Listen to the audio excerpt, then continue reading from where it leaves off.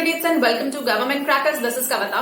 So आज के session में हम बात करने जा रहे हैं टेक्निकल एंट्री स्कीम के बारे में. So after 12 without written examination आप किस तरह से अपना करियर डिफेंस में बना सकते हैं. बहुत सारे पेरेंट्स की रिक्वेस्ट आई है, बहुत सारे स्टूडेंट्स की रिक्वेस्ट आई है कि उनको आइडिया नहीं है कि क्या स्टेप्स लेने चाहिए, किस तरह से आप कौन सी एंट्री से अप्लाई कर सकते हैं. सो मैं आज आपको बताने जा रही हूँ दो पर्टिकुलर एंट्रीज, क्योंकि यहाँ पे जो एलिजिबिलिटी है वो ऑलमोस्ट सेम हो चुकी है. सो 12 आप लोग जो भी पास कर चुके हैं और आपने जेईई मेंस दिया है, ठीक है, तो आप एलिजिबल हैं इन दोनों एंट्रीज में अप्लाई करने के लिए. अब मैं बताती हूं कि क्या क्या इसमें वेरिएशन है, क्या क्या डिफरेंस है. देखिए, आफ्टर 12 दो एंट्रीज में आप पैरेलली अप्लाई कर सकते हैं जिसमें आपको रिटन एग्जामिनेशन देने की जरूरत नहीं है. एक सब तो आप जानते हैं कि रिटन एग्जामिनेशन के थ्रू होता है, दैट इज एनडीए. अगर समहाउ आप एनडीए क्लियर नहीं कर पाते हैं और आप पैशनेट है सर्विसेज के लिए, तो एक ऑल्टरनेट ऑप्शन होता है जिसे हम कहते हैं technical entry scheme. Technical entry scheme basically आप दो सर्विसेज में एक साथ अप्लाई कर सकते हैं. एक है आपका आर्मी के लिए जो कि TES 10+2 स्कीम के नाम से जाना जाता है. दूसरा है आपका 10+2 बीटेक एंट्री, ठीक है, जो नेवी के लिए होता है. तो 12th के स्टूडेंट्स इन दोनों एंट्रीज में अप्लाई करने के लिए एलिजिबल हैं, क्योंकि जो एलिजिबिलिटी कंडीशन है एजुकेशन का वो ऑलमोस्ट सेम हो चुका है. पहले क्या होता था कि इवन आर्मी एंट्रीज में आपका जेईई मेंस अलाउड नहीं होता था, लेकिन अब जब से 46 एंट्री से, जिसका नोटिफिकेशन ऑलरेडी आउट है, इस एंट्री से जेईई मेंस को कंपलसरी कर दिया गया और इसमें जेईई मेंस आपका 2021 का एलिजिबिलिटी क्राइटेरिया है. The same goes for navy. तो अब दोनों में आप अप्लाई कर सकते हैं. अगर आपने 12th पास कर लिया है और आपने जेईई मेंस दिया हुआ है तो आप नेवी एंट्री के लिए अप्लाई कर सकते हैं, that is a direct entry, और आप टेक्निकल एंट्री आर्मी के लिए भी अप्लाई कर सकते हैं. तो ये दो ऑल्टरनेट हो गए ऑप्शन आपके पास पैरेलल, जिससे आप फोर्सेज में directly as an officer commission ले सकते हैं.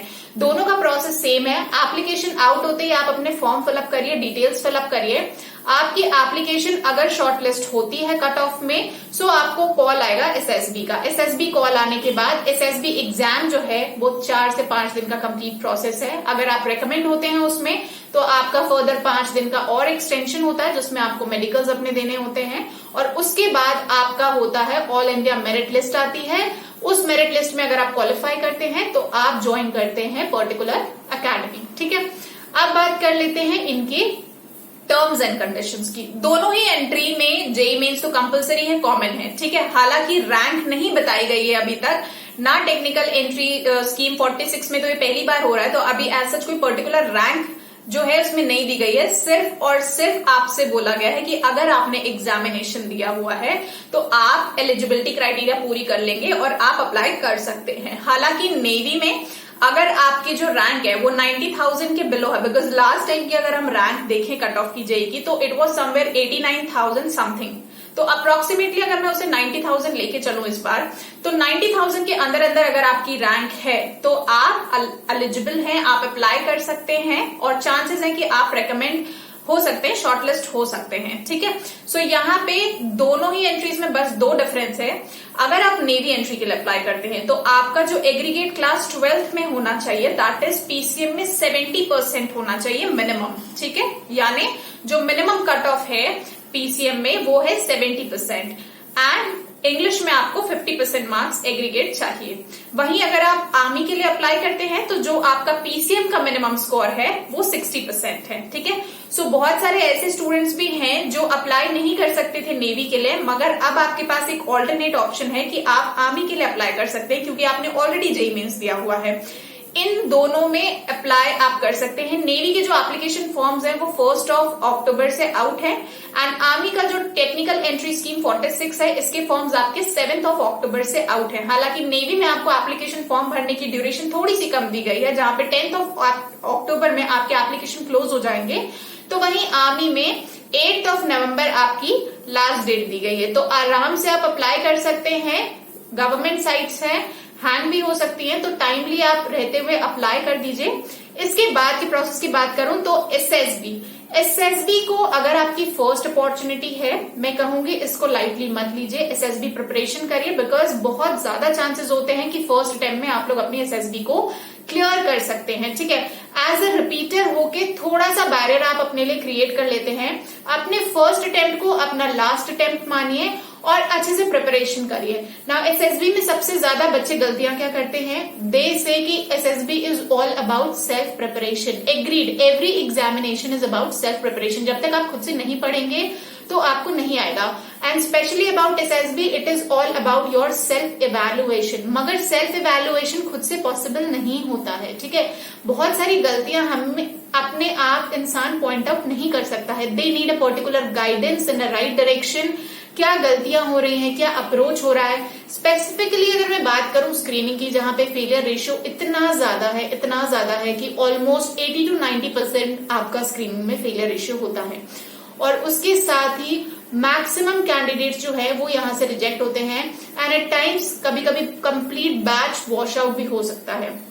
तो क्या अप्रोच आपका होना चाहिए, किस तरह से आपको अपनी प्रिपरेशन स्टार्ट करनी चाहिए। एसएसबी आप फॉर्म अप्लाई करते ही आप अपनी प्रिपरेशन एसएसबी की इमीडिएटली स्टार्ट कर दीजिए। आप अपना फिजिकल वर्कआउट स्टार्ट कर सकते हैं। आपको मेडिकल कंडीशंस, मेडिकल चार्ट्स जो हैं उसके अकॉर्डिंग आप देख लीजिए कि क्या आपकी हाइट एलिजिबिलिटी है, क्या आपका वेट होना चाहिए अकॉर्डिंगली। ठीक है, physical workout is one thing जो आपको एसएसबी में काम आएगा, बिकॉज वहां पे भी फिजिकल टास्क होते हैं। Second is about your psychological test and your stage 1। So stage 1 clear करना बहुत इंपॉर्टेंट होता है, जहां पे आपके सीरीज ऑफ टेस्ट होते हैं। स्पेशली आपको ध्यान देना होता है यहाँ पे अपने कम्युनिकेशन स्किल्स का। अगर आपके कम्युनिकेशन स्किल्स अच्छे नहीं हैं तो आपको उनपे काम करने की बहुत ज्यादा जरूरत है, बिकॉज अगर कम्युनिकेशन स्किल्स काम नहीं किए तो आप stage 1 is the only opportunity जहां पे आप अपने आप को प्रेजेंट करके and you stand out from the crowd and आपका सिलेक्शन होता है। लेकिन अगर वो आपका कम्युनिकेशन स्किल्स वहां पे लैक करता है, सो मैक्सिमम चांसेस है कि आप स्टेज 1 क्वालिफाई नहीं कर पाएंगे। सो कॉम्पिटिशन इज टफ। अपने कम्युनिकेशन स्किल्स को इंक्रीज करिए, अपनी वोकैबुलरी इंक्रीज करिए। ठीक है, आप राइट डायरेक्शन में अपना अप्रोच करिए। आपको बहुत सारे मटेरियल्स गूगल पे अवेलेबल मिल जाएंगे, बहुत सारी बुक्स भी हैं मार्केट में available, but everybody is referring to this book. So remember this कि हर कोई एक ही किताब पढ़ रहा है, सो हर किसी का अप्रोच सेम होगा, हर कोई सेम स्टोरी लिख के आएगा। So how will you be different from others. उसके लिए क्या करना पड़ेगा, आपको अपनी यूनिकनेस बरकरार रखनी पड़ेगी, आपको अपनी पर्सनालिटी के साथ मैच होना होगा। बिकॉज अगर आप डे 1 क्लियर करते हैं एंड डे 5 पे आउट हो जाते हैं तो भी you stand in the same crowd जो बंदा कॉन्फ्रेंस आउट होता है या स्क्रीन आउट होता है। उस केस में हमें टारगेट लेके चलना है कि हम स्टेज 1 क्लियर करें, हम स्क्रीनिंग क्लियर करें और अपने फर्स्ट अटेम्प्ट को इतना अच्छा दीजिए कि कभी कोई गुंजाइश ना रह जाए। एग्जामिनेशन देने के बाद फिर वो लक मैटर करता है। ठीक है, क्योंकि लक का भी बहुत बड़ा फैक्टर होता है, लेकिन आपका अपना सेटिस्फैक्शन होना चाहिए कि यस मैंने अपना एग्जामिनेशन 200% दिया है, अब जो होगा वो देखा जाएगा। ये वाली फीलिंग आनी चाहिए। ऐसा नहीं होना चाहिए एग्जामिनेशन देने के बाद या कॉन्फ्रेंस आउट होने के बाद या स्क्रीन आउट होने के बाद कि यार मैंने ना थोड़ी सी गलती यहाँ पे कर दी, मुझे नहीं करनी चाहिए थी। अक्सर स्टूडेंट्स के साथ ऐसा होता है, but the realisation is very late. तो वहां पे क्या हो जाता है, आप ऑलरेडी रिपीटर हो जाते हैं। जब रिपीटर हो जाते हैं तो वहां पे आपको थोड़ा सा ज्यादा मेहनत करना पड़ता है। नेक्स्ट अटेम्प्ट में जब आप जाते हैं तो एक ऑटोमेटिकली बैरियर क्रिएट हो जाता है आपके लिए, which is a little difficult. तो ट्राई करिए कि वो बैरियर ना क्रिएट हो, फर्स्ट अटेम्प्ट में आप क्लियर करें। जो कैंडिडेट्स रिपीटर हैं, जो देख रहे हैं, बीइंग अ रिपीटर आप ऑलरेडी प्रोसेस के बारे में जानते हैं, आपको ऑलरेडी पता है कि आपकी गलतियां कहाँ हैं। अगर आप फिर से उसी सेम कैजुअल अप्रोच के साथ जाते हैं, so the cycle of being a repeater will keep on going and going and going. So there is no use आप बार बार जाएंगे, आप बार बार वापस आएंगे। सो द बेटर इज कि अगर आपने डिसाइड किया है कि आपको डिफेंस सर्विसेज को ज्वाइन करना है, ऑल्टरनेट ऑप्शंस देखिए, लेकिन main and important fact is कि आप अपना 100 नहीं 200% दीजिए, because already competition is very high.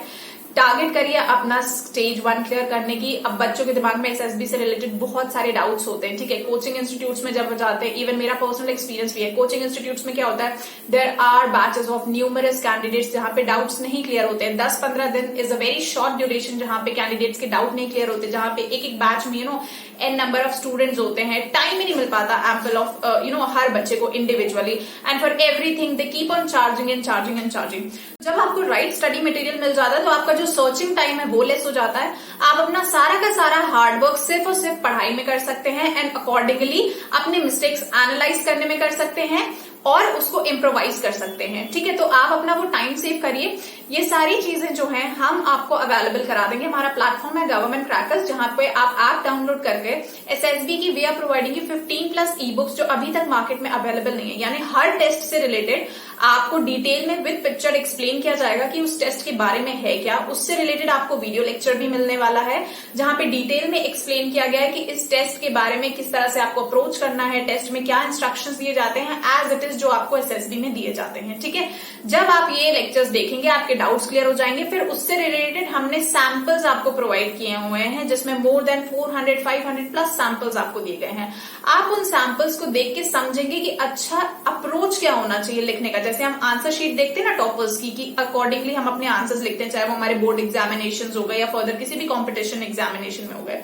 सो यहाँ पे आप उसी सैंपल्स को देख के आप देखेंगे कि अच्छा इस टेस्ट में इस तरह से हम आंसर्स लिखते हैं। जब आप वो आंसर्स देखेंगे, एक नहीं, दो नहीं, तीन नहीं, बल्कि 100, 200, 300, 400, तो आपके दिमाग में उस तरह के थॉट्स आना ऑटोमेटिकली स्टार्ट हो जाएंगे। उसके बाद हमने आपको प्रोवाइड करके रखा हुआ है उतने ही नंबर, यानी 400-500+ हमने आपको सैंपल्स प्रोवाइड करके रखे हुए हैं।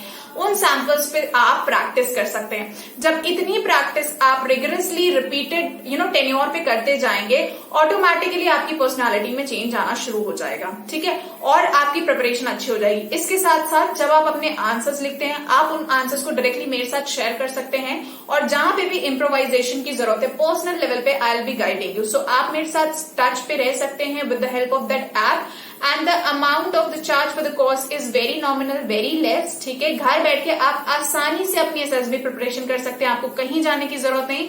But make sure, I assure you कि अगर आप ऑनेस्टली हार्ड वर्क के साथ अपनी प्रिपरेशन करते हैं, बिकॉज यू नो कि आप ऑनेस्टी दिखा रहे हैं कोर्स के बाद कि नहीं। उसी कोर्स को लेके बहुत सारे कैंडिडेट्स रिकमेंड हुए हैं, बहुत सारे कैंडिडेट्स ऐसे भी हैं जो फेल हुए हैं। नाउ जो फेल हुए हैं दे रियली नो कि क्या उन्होंने प्रॉपर हार्डवर्क किया है या नहीं किया है। सो अगर आप अपनी ऑनेस्टी दिखाते हैं, अपने डेडिकेशन फुल हार्डवर्क के साथ काम करते हैं, आई एश्योर यू कि आप अपने एग्जाम को 100% क्लियर करेंगे। But you have to be honest with yourself. तो इसी अप्रोच के साथ आइए एसएसबी की प्रिपरेशन शुरू करते हैं। More than 50 and 70+ students for Army and Navy courses have already enrolled, जैसी एप्लीकेशन फॉर्म निकला है। आई एम टेलिंग यू, अगर आप भी एसएसबी की प्रिपरेशन कर रहे हैं, आपके कॉम्पिटिटर्स ऑलरेडी, ये सोच के चले कि आपके कॉम्पिटिटर्स ऑलरेडी प्रिपरेशन करना स्टार्ट कर चुके हैं। अगर आप वेट कर रहे हैं so you are getting late. If you're confident enough that yes, you'll be getting the SSB call letters, start your preparation. You have 2 opportunities. You might get a call for Army as well as Navy. आप दोनों के जाने के लिए eligible हैं।